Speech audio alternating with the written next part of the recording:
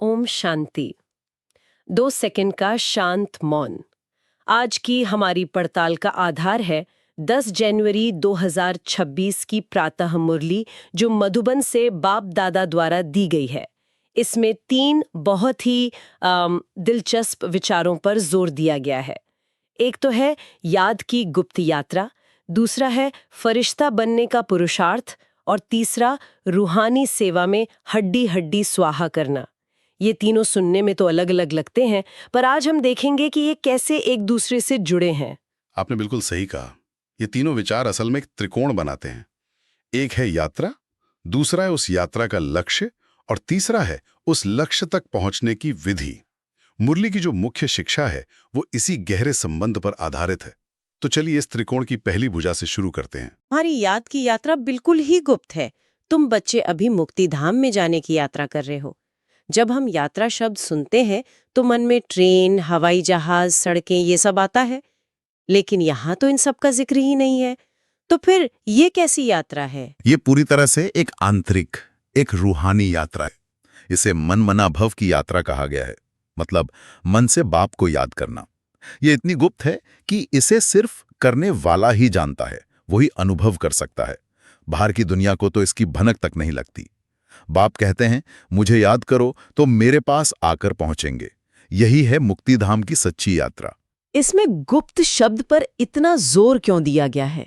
क्या इसका मतलब सिर्फ ये है कि ये यात्रा अदृश्य है, या इसका कोई और गहरा आध्यात्मिक अर्थ भी है?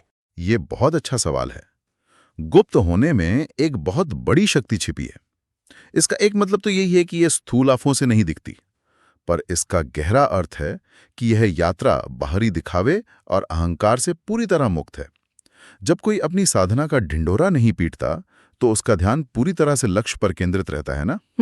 सही बात है। यह साधक को आत्मप्रचार और प्रशंसा के सूक्ष्म जाल से बचाता है। इसीलिए मुरली में पांडव सेना और पंडा जैसे शब्द इस्तेमाल हुए हैं। हाँ, ये सुनने में तो किसी युद्ध या तीर्थ यात्रा जैसा लगता है। पांडव सेना, पंडा। और यहां भी बात वही गुप्त होने की है।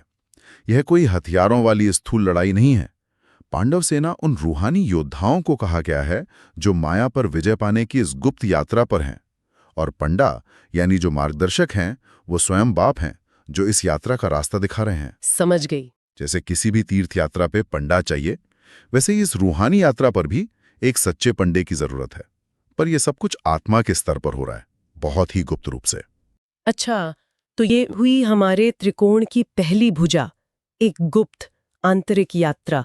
अब अगर हम दूसरी भुजा यानी लक्ष्य पर आएं, तो मुरली में उसे फरिश्ता बनना कहा गया है। ये लक्ष्य कैसा है? स्थूल शरीर में रहते हुए एक सूक्ष्म अवस्था को पाना, ये कैसे संभव होता है? मुरली में इसी पर एक सीधा सवाल पूछा गया है। स्थूल वतनवासी से सूक्ष्म वतनवासी फरिश्ता बनने का पुरुषार्थ क्या है? और इसका जवाब बहुत ही गहरा और प्रतीकात्मक है। बाबा कहते हैं, रूहानी सर्विस में हड्डी हड्डी स्वाहा करो। हड्डी हड्डी स्वाहा करो, ये सुनने में तो बहुत तीव्र लगता है। क्या इसका मतलब किसी तरह के शारीरिक कष्ट से है, या ये देह अभिमान को पूरी तरह से गलाने की बात है? नहीं, ये पूरी तरह से देह अभिमान मतलब बॉडी कॉन्शियसनेस को गलाने की बात है। हड्डियां हमारे स्थूल अस्तित्व का सबसे ठोस, सबसे आखिरी हिस्सा हैं। उन्हें स्वाहा करने का अर्थ है मैं ये शरीर हूं, इस भावना को, इस पहचान को जड़ से मिटा देना। जब ये स्थूल पहचान मिटती है, तभी आत्मा अपने असली सूक्ष्म यानी फरिश्ता स्वरूप का अनुभव कर सकती है। वाह, मतलब अपनी सबसे गहरी शारीरिक पहचान को ही सेवा में समर्पित कर देना।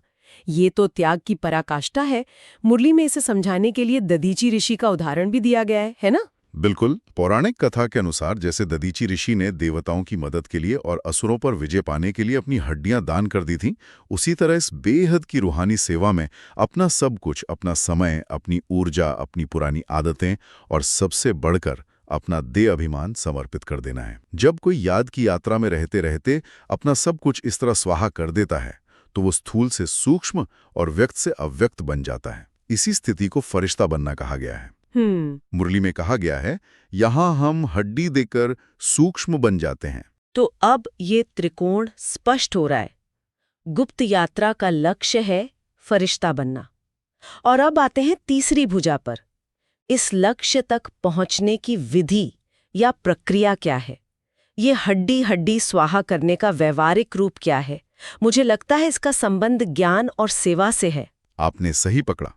ये विधि ज्ञान को धारण कर सेवा में लगाने से ही पूरी होती है, और इस ज्ञान का केंद्र है विचित्र बाप। विचित्र बाप, ये शब्द भी बहुत दिलचस्प है। आमतौर पर विचित्र का मतलब अजीब या अनोखा होता है, लेकिन यहाँ मुरली में इसका अर्थ बिना चित्र के बताया गया है। यही इसका गहरा अर्थ है। बाबा समझाते हैं कि ये सारी दुनिया एक चित्रशाला है। हर आत्मा एक चित्र के साथ, मतलब एक शरीर के साथ अपना पाठ बजा रही है। सिर्फ एक परमात्मा ही हैं जो अशरीरी हैं, विचित्र हैं। इसीलिए उन्हें ज्ञान देने के लिए एक चित्र का, यानी ब्रह्मा के तन का आधार लेना पड़ता है। जरा सोचिए, देह सहित देह के सभी संबंधों को भूलने की शिक्षा कोई देहदारी कैसे दे सकता है? सही बात है। यह शिक्षा तो केवल वही दे सकता है जो स्वयं देह से परे, यानी विचित्र हो। और इसी ज्ञान के संदर्भ में विनाश की बात भी आती है, जिसका अर्जुन को साक्षात्कार हुआ था। ये विचार के विनाश को देखकर खुशी होनी चाहिए, ये समझना आम इंसान के लिए बहुत मुश्किल हो सकता है। क्या मुरली इस विरोधाभास को सुलझाने के लिए कोई और तर्क देती है? क्योंकि डर तो एक बहुत स्वाभाविक मानवीय भावना है। हाँ, मुरली इस पर बहुत स्पष्ट है। शुरुआत में ये डर लग सकता है, बिल्कुल, लेकिन जब ज्ञान की रोशनी में इसका सही परिप्रेक्ष्य समझ में आता है तो डर खुशी में बदल जाता है। मुरली में बाबा अपना अनुभव बताते हैं कि उन्हें भी पहले विनाश का साक्षात्कार हुआ, फिर चतुर्भुज रूप का। तब उन्हें समझ आया कि इस पुराने पतित संसार के विनाश के बाद ही हम विश्व के मालिक बनते हैं। तो डर खत्म हो गया और खुशी आ गई। अच्छा। पतित पावन को बुलाया ही इसलिए जाता है ताकि वो पुरानी दुखी दुनिया का विनाश कर नई पावन दुनिया की स्थापना करें। तो जो राजयोग सीखते हैं उनके लिए ये एक परिवर्तन की प्रक्रिया है, डरने की बात नहीं। तो ये समझ के विनाश अंत नहीं बल्कि एक नई शुरुआत है, ये 84 जन्मों के चक्र के ज्ञान से और भी पक्की हो जाती होगी। मुरली में इसका भी जिक्र है ना? हाँ, ये पूरी तरह से दृष्टिकोण बदल देता है जब ये समझ में आता है कि हम आत्माएं इस अनादि और अविनाशी विश्व नाटक में 84 जन्मों से अपना पाठ बजा रही हैं, और अब हम चक्र के अंत में हैं, तो रोजमर्रा की छोटी छोटी बातों में फंसना बंद हो जाता है। ये एक बेहद का वैराग्य लाता है, मतलब दुनिया में रहते हुए भी उससे अनासक्त रहने की शक्ति देता है। और साथ ही एक जिम्मेदारी का एहसास भी कराता है कि अब घर वापसी की तैयारी करनी है। ये ज्ञान हमें 5 धामों की समझ देता है। हमारा घर शांति धाम है, जहां से हम सुखधाम में आते हैं, और फिर चक्र लगाते हुए दुखधाम तक पहुंचते हैं। अब फिर से घर लौटना है। तो इस गहरे ज्ञान को, इस बेहद के वैराग्य को दूसरों तक पहुंचाने की सेवा कैसे करनी है? क्या इसका भी कोई विशेष तरीका बताया गया है? हाँ, और ये तरीका भी गुप्त ही है, जो हमारी यात्रा की थीम से जुड़ता है।